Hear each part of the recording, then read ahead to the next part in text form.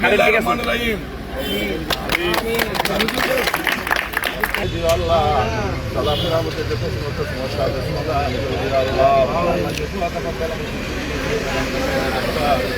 আল্লাহ রব্বানা তাকাব্বাল।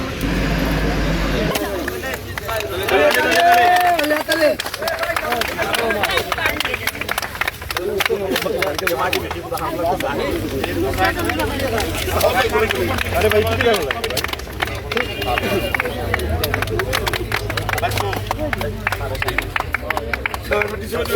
শহীদ রাষ্ট্রপতি জিয়াউর রহমান বাংলাদেশের রাজনীতিতে নিজে পরিশ্রম করে বাংলাদেশের জনগণের প্রত্যাশা পূরণে আমূল পরিবর্তন এনেছিলেন।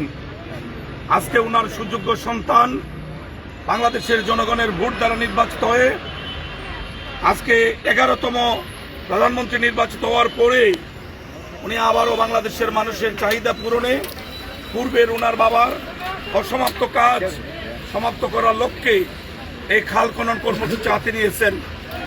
সারা বাংলাদেশে একসঙ্গে 53টি জেলায় মাননীয় প্রধানমন্ত্রী সহ দলীয় সিনিয়র নেতৃবৃন্দ, সংসদ সদস্যবৃন্দ, মন্ত্রী প্রতিমন্ত্রী, হুইপ যারা যেভাবে আছেন সশরীরে জনগণের সামনে জনগণের এই টাকায় যে খালগুলি খনন হচ্ছে সেটা অবৈধ করার জন্য এবং জনগণ মূলত এই সমস্ত জিনিসের অভিভাবক, সেই জনগণকে জাগ্রত করার জন্যই আজকে আমাদের সশরীরে আসা এবং জনগণকে সঙ্গে নিয়ে এই কাজটি বর্ষা শুরু হওয়ার আগে আমরা শেষ করব ইনশাআল্লাহ।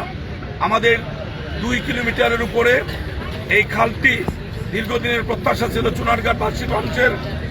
আজকের শহীদ রাষ্ট্রপতি জিয়াউর রহমানের সুযোগ্য সন্তান, দেশনেত্রী বেগম খালেদা জিয়ার সুযোগ্য সন্তান, প্রিয় নেতা, প্রিয় অভিভাবক, বাংলাদেশের প্রধানমন্ত্রী জনাব তারেক রহমান সাহেব চুনারঘাটের এই খালটি আজকে আনুষ্ঠানিক উদ্বোধনের মধ্য দিয়ে আমাদের সারা বাংলাদেশের অন্যান্য জেলার ন্যায় হবিগঞ্জ খাল খননের আনুষ্ঠানিক উদ্বোধন হচ্ছে।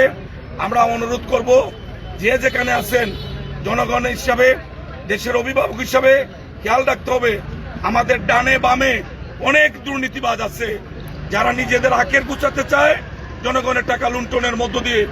আমরা অঙ্গীকার করেছি জনগণের প্রতিটি টাকা আমরা সকলে মিলে পাহারা দেব, নিজেরা কোনো দুর্নীতি করব না, অন্য কাউকেও আমরা দুর্নীতির কোনো সুযোগ দেব না ইনশাআল্লাহ।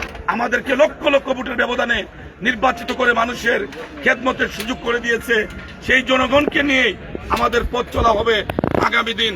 আসুন আর কথা না বাড়িয়ে এই পবিত্র মাহে রমজানের এই প্রাককালে আল্লাহ যেন আমাদের ভালো কাজগুলি কবুল করেন, আমরা যেন সকলে মিলেমিশে একসঙ্গে এই নতুন বাংলাদেশ বিনির্মাণে আমাদের শহীদদের স্বপ্ন আমরা পূরণ করতে পারি।